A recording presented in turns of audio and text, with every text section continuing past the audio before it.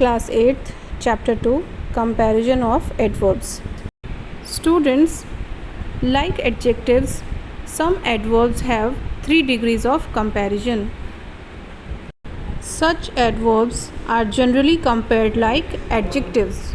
To make it more clear, let's study the following sentences. Meena is walking slowly. Tina is walking more slowly than Meena, and Reena is walking the most slowly of them. By these examples, we can say कि adjective की तरह ही कुछ adverbs को compare किया जा सकता है और जिससे कि हमारा sentence more interesting बन जाता है. Let's study about the formation of comparatives and superlatives. Rule number 1 is if the adverb is of one syllable, means उसमें कोई vowel का स्वर आ रहा है, its comparative is formed by adding er and its superlative by adding est to the positive. For example, early, earlier, earliest, short, shorter, shortest. Rule number 2, adverbs ending in ly and fully form their comparatives by adding more and their superlatives by adding most. जिन भी words के last में ly या fully आता है तो comparative में more का use होता है और सुपरलेटिव में हम most का यूज़ करते हैं. For example, beautifully, more beautifully, superlative will be most beautifully. Again, wisely, more wisely, most wisely. Now, the rule number 3, some adverbs form the degrees of comparison in an irregular way. That means कि कुछ adverbs ऐसे होते हैं जिनमें कि ly, fully या फिर syllables को न ध्यान में रखकर उनके words थोड़े से अलग होते हैं. For example, far, farther, farthest, late, later, latest, well, better, best. Position of adverbs. Adverb को सेंटेंस में हम कहाँ पर रख सकते हैं?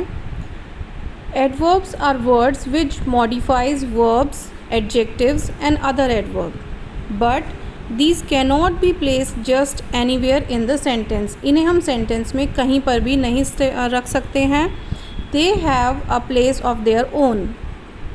सेंटेंस में एडवर्ब हमें कहाँ पर लगाना है, यह हम कुछ रूल्स फॉलो करने के बाद पता कर सकते हैं. Let's find out the rules. Rule number 1 is कि जब एडवर्ब एडजेक्टिव या किसी दूसरी एडवर्ब को मॉडिफाई करती है तो उसे इमीडिएटली बिफोर एडजेक्टिव या एडवर्ब लगाया जाता है. For example, the mango is very sweet. तो sweet is adjective and we have placed very as an adverb before the adjective.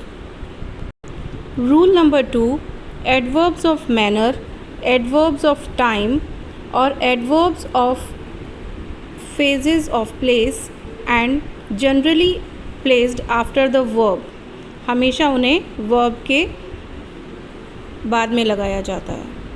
Rule number 3, sentence को ज़्यादा प्रभावशाली बनाने के लिए हम एडवर्ब्स को, एडवर्ब ऑफ टाइम को सेंटेंस के स्टार्टिंग में भी लगा सकते हैं.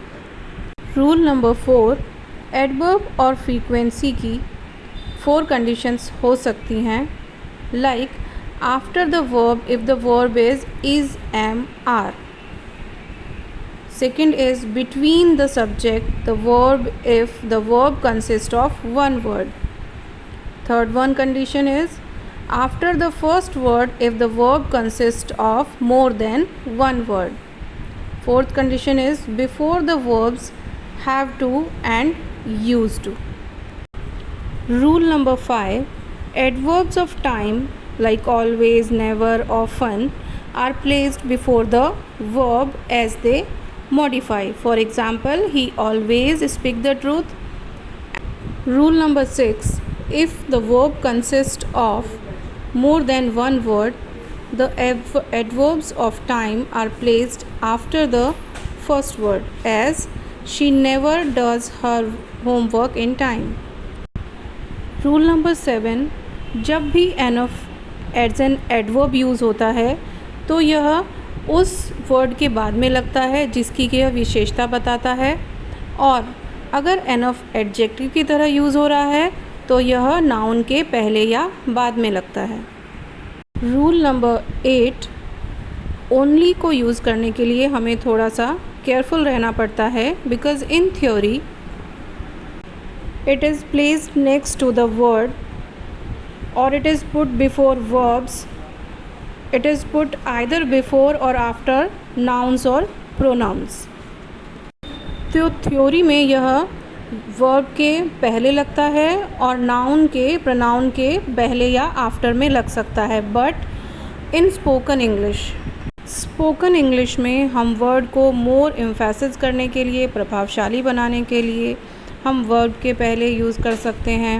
रूल नंबर 9, जब भी 2 या 2 से ज़्यादा एडवर्ब्स वर्ब के बाद यूज़ होती हैं, the normal order is manner, after that place and after that time.